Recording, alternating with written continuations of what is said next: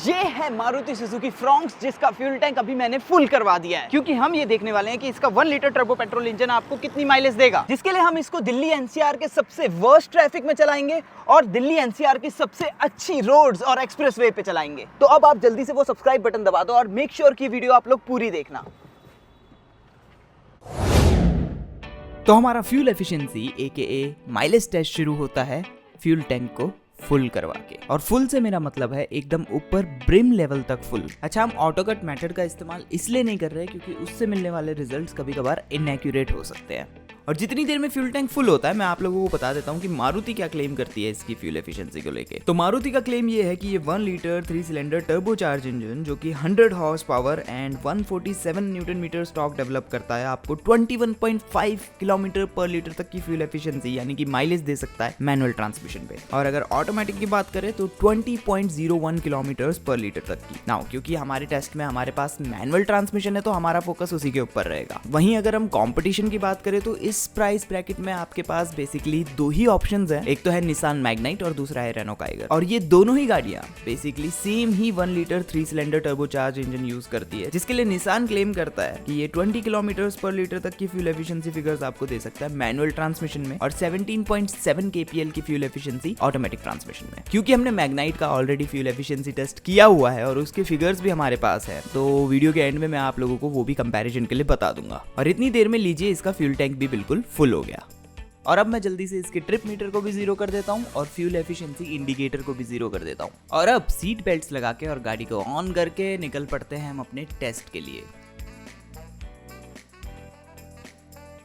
लेकिन जैसे ही हम पेट्रोल पंप से थोड़ा सा आगे जाते हैं, हमें मिल जाता है बहुत सारा ट्रैफिक, जिसमें लिटरली गाड़ियां या तो बहुत ज्यादा स्लो मूव कर रही हैं या फिर खड़ी हुई हैं। और डेफिनेटली इसकी वजह से हमारे फ्यूल एफिशिएंसी टेस्ट के रिजल्ट्स पे इफेक्ट आएगा। हालांकि यहाँ पे फ्रॉन्क्स की माइल्ड हाइब्रिड टेक्नोलॉजी हमें फ्यूल बचाने में थोड़ा सा हेल्प करती है अपने auto start and stop feature से। और अब ये ट्रैफिक क्रॉस करके और 100 किलोमीटर कवर करके मैं आपको अगला अपडेट देता हूँ। इन द मीन टाइम हम डिस्कस करते हैं इसके डिजाइन को। तो सबसे जो इसका आई कैचिंग पार्ट है वो है इसका रियर एंड। ये कनेक्टेड टेल लैंप आपको दिया हुआ है, बहुत अच्छा लगता है रात के टाइम पे। और ये जो आपका सिग्नेचर LED टेल लैंप का डिजाइन है, ये इसके ओवरऑल प्रेजेंस को और ज़्यादा इंप्रूव करता है। देन साइड में आपको स्क्वायर्ड ऑफ व्हील आर्चेस मिलते हैं ये बॉडी क्लैडिंग के साथ। ओवरऑल जो इसकी साइड प्रोफाइल है वो एक्चुअली काफ़ी अच्छी लगती है।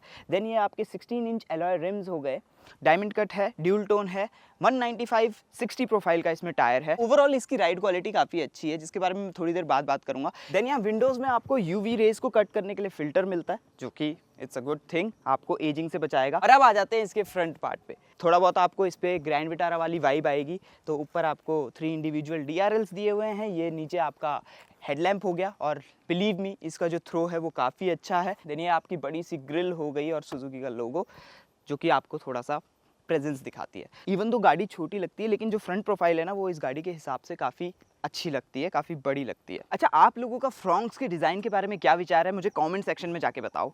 और अगर आप लोगों को चॉइस दी जाए फ्रॉन्क्स या फिर बलेनो की, तो आप कौन सी चूज़ करना पसंद करोगे। और हाँ, आप मुझे ये भी बता सकते हो कि जो गाड़ी आप अभी ड्राइव कर रहे हो वो आपको कितनी माइलेज देती है। इसकी माइलेज तो मैं आपको इस वीडियो के एंड तक बता ही दूंगा, तो वीडियो पूरी देखना। और लीजिए, जैसा कि मैंने बोला था 100 किलोमीटर करने के बाद आपको अपडेट दूंगा। तो हमने लगभग 101 किलोमीटर कवर कर लिए, जिसके लिए इसका ऑन बोर्ड कंप्यूटर हमें शो कर रहा है कि हमारी फ्यूल एफिशिएंसी चल रही है 18 किलोमीटर पर लीटर की। वैसे देखने में तो ये फ्यूल एफिशिएंसी फिगर काफ़ी अच्छा लग रहा है, लेकिन वेट, क्योंकि ये फिगर्स कभी कभार गलत भी हो सकते हैं। और क्योंकि मुझे फ्रॉन्क्स को ड्राइव करने में मज़ा आ रहा था and for my love towards driving, सोचा कि क्यों ना इसको थोड़ा एक्सप्रेस वे पे ड्राइव करके देखा जाए कि ये कैसा परफॉर्म करती है। और क्योंकि अब हम एक्सप्रेस वे पे आ चुके हैं, तो क्यों ना इसकी ड्राइविंग के बारे में थोड़ा सा बात कर ली जाए। अच्छा, जैसा आप लोगों को पता ही हुआ कि फ्रॉन्क्स बलेनो के साथ अपना प्लेटफॉर्म शेयर करती है, तो क्या इसकी राइड क्वालिटी और कंफर्ट भी मैच होता है? वेल, इन शॉर्ट आंसर है काफ़ी हद तक यस। आपको फ्रॉन्क्स की राइड क्वालिटी भी काफ़ी कंफर्टेबल लगेगी, लेकिन इसको SUV स्टांस देने के लिए मारुति ने इसके सस्पेंशन को थोड़ा सा रेज किया है और थोड़ा सा स्टिफ भी कर दिया है, जिस वजह से हाईवे पे भी ये काफ़ी कंफर्टेबल रहती है। और सिटी के भी जो स्पीड ब्रेकर्स और पॉटहोल्स होते हैं उसको भी काफ़ी अच्छे से मैनेज करती है। इन शॉर्ट, इसकी राइड क्वालिटी काफ़ी बैलेंस्ड है और हाईवेज पे हाई स्पीड्स पे क्रूज करते हुए इसके स्टीयरिंग से आपको काफ़ी अच्छा कॉन्फिडेंस भी मिलता है। और इसका 1 litre 3 cylinder booster jet engine काफ़ी ज़्यादा रिफाइन है, जिसका मतलब आपको पता ही नहीं चलता कि आप एक 3 सिलेंडर कार ड्राइव कर रहे हो। And thanks to the mild hybrid technology आपको टर्बो लैग भी फील नहीं होता। लेकिन इसके इंजन में आपको एक चीज़ मिसिंग लगेगी, वो है उम्फ। वो जो टर्बो का पंच होता है ना, वो आपको इसके इंजन में नहीं मिलेगा। और साथ में मैनुअल गियर बॉक्स में जो इसके गियर रेशियोज हैं वो फ्यूल एफिशिएंसी के हिसाब से रखे गए हैं। हालांकि अगर आप अपनी ड्राइव को और कंफर्टेबल बनाना चाहते हो तो आप 6 speed automatic torque converter unit भी ऑप्ट कर सकते हो, जिसमें आपको पैडल शिफ्टर्स भी मिलते हैं। और ऑटोमेटिक वेरिएंट को ड्राइव करना काफी ज्यादा एफर्टलेस है, और अगर आप पैडल शिफ्टर्स से कंट्रोल्स अपने हाथों में ले लोगे तो आपको मजा भी आएगा। और अब मैं आपको इसके इंटीरियर, टेक एंड फीचर्स की डिटेल्स भी दे देता हूँ। अब जैसे ही आप फ्रॉन्क्स में एंटर करेंगे तो आप लोगों को ऐसा लगेगा कि आप शायद बलेनो में बैठ गए हो। थोड़ा सा डिफरेंस ये है कि जो कलर स्कीम है वो डिफरेंट है, और मुझे ऐसा लगता है कि इस वजह से इस गाड़ी में ना कुछ स्पेशल फील नहीं होता इंटीरियर वाइज। अगर यहाँ पे कुछ और थोड़ा सा डिफरेंट इंटीरियर दे देते तो मतलब गाड़ी खरीदने वाले को भी थोड़ा स्पेशल फील होता। फीचर्स वाइज भी बिल्कुल सेम है। तो आपको यहाँ वायरलेस चार्जर मिलता है अपने फ़ोन के लिए, USB केबल के लिए पोर्ट हो गया, 12 वोल्ट सॉकेट हो गई, 2 कप होल्डर्स हो गए, अच्छा खासा बड़ा टच स्क्रीन इंफोटेनमेंट सिस्टम हो गया, जिसमें आपको एप्पल कारप्ले, एंड्रॉयड ऑटो दोनों मिलते हैं, वो भी वायरलेस। लेकिन यहाँ पे आपको वॉल्यूम नॉब नहीं मिलता, तो जो आपके साथ बैठेगा उसको यहाँ से कंट्रोल करना पड़ेगा।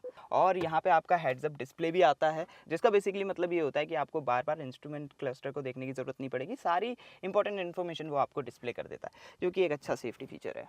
और ये हैं फ्रॉन्क्स में मिलने वाले सेफ्टी फीचर्स। अच्छा, इससे पहले आप लोग कमेंट सेक्शन में जाके मुझसे इसके क्रैश प्रोटेक्शन रेटिंग के बारे में पूछो। अब जैसा हमें पता है कि भारत एनकैप अनाउंस हो चुका है, तो आई होप कि बहुत ही जल्द हमें फ्रॉन्क्स की BNCAP रेटिंग देखने को मिल जाएगी। अब उसको जानने के लिए आपको क्या करना है, बस हमें इंस्टाग्राम पे जाके फॉलो करना है। हमारा हैंडल आपको यहाँ नीचे मिल जाएगा और डिस्क्रिप्शन में भी मिल जाएगा, जाके फॉलो करो। जैसे रेटिंग आएगी हम अपडेट कर देंगे।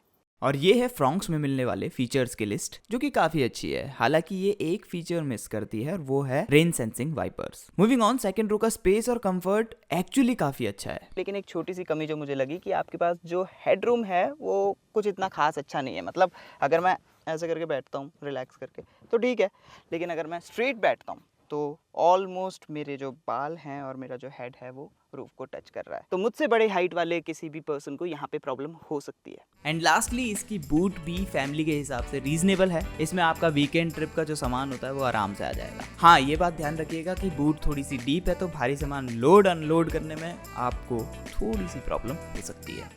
तो फाइनली अब आ जाते हैं रिजल्ट्स के ऊपर। तो जैसा कि आप लोग देख सकते हैं, हमने 261.3 किलोमीटर्स कवर किए, जिनको कवर करने में फ्रॉन्क्स के हिसाब से हमारी एवरेज फ्यूल एफिशिएंसी रही 18 किलोमीटर पर लीटर की। हालांकि जब हमने टैंक को दोबारा से ब्रिम तक फुल करवाया तो हमें पता चला कि 261 किलोमीटर्स की ट्रिप के लिए इसने इस्तेमाल किया 16.35 लीटर पेट्रोल। अब अगर आप एक सिंपल सी कैलकुलेशन करो तो आपको फ्यूल एफिशिएंसी फिगर मिलेगा 16 किलोमीटर्स पर लीटर का, जो कि MID में शो होने वाले 18 kmpl की फ्यूल एफिशिएंसी फिगर से काफी डिफरेंट है। लेकिन इंडियन ड्राइविंग कंडीशंस के हिसाब से ये एफिशिएंसी बिल्कुल भी बुरी नहीं है। और जैसा कि आप लोग देख सकते हैं कि 16.35 लीटर्स के लिए हमें 1588 रुपीज पे करने पड़े, जिसका मतलब मेरी इस ट्रिप के लिए फ्रॉन्क्स का पर किलोमीटर फ्यूल का कॉस्ट आता है 6 रुपीज।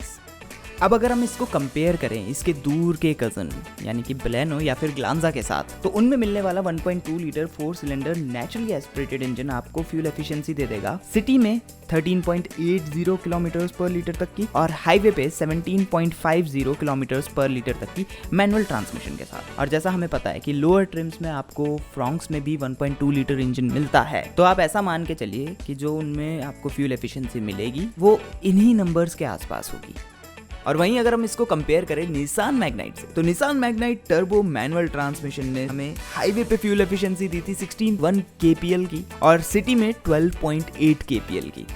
और अगर हम इसको कंबाइन कर दे तो हमारा फ्यूल एफिशिएंसी फिगर बनता है कुछ 14 से 15 किलोमीटर प्रति लीटर के आसपास का। और फ्रॉन्क्स का तो आप लोग देख ही चुके हो 16 kpl की कंबाइंड फ्यूल एफिशिएंसी। तो हमने इस वीडियो में ये सीखा कि जो फ्यूल एफिशिएंसी इंडिकेटर होता है आपकी गाड़ी का, वो कभी कभार आपको गलत फिगर्स दे सकता है, तो उस पर ब्लाइंडली ट्रस्ट मत कीजिएगा। दूसरा, फ्रॉन्क्स काफी अच्छा ऑलराउंडर पैकेज है जो कि अच्छी फ्यूल एफिशिएंसी भी देता है और उसका इंजन आपको इनफ पावर भी देता है। और तीसरा और एक्चुअली ज्यादा सरप्राइजिंग ये कि Nissan Magnite 1 litre turbo petrol की एफिशिएंसी भी काफी अच्छी है।